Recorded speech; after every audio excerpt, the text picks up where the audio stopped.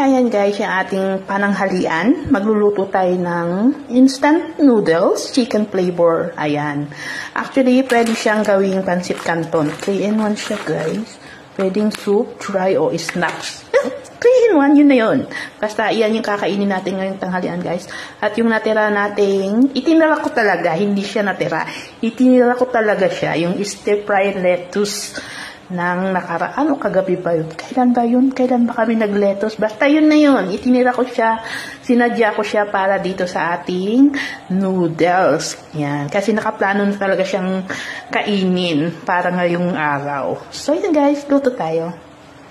Guys. Tapos, lalagyan natin siya ng iklog. Ayan. Ay, nasama pati yung balat. Sorry! Guys, nandiyan na yung ating gulay. Ganyan na lang siya guys. Yan ang ating tanghalian guys. Yan, nilagyan natin ng dry scallop. Masarap siya guys, yung dry scallop. Yan, kain! Guys, kain tayo. Dry scallop, masarap to guys.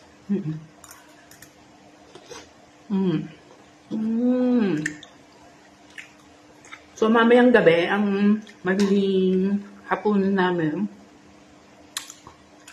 peanut, at saka buto-buto ng baboy, pinakuluan. Yun. Yung sabaw na yan siya. Peanut soup na, kung tawagin. So, yun na yung magiging hapunan namin. Tapos, magpa-fried rice kami mamaya. Mamayang hapunan. Kain tayo, guys.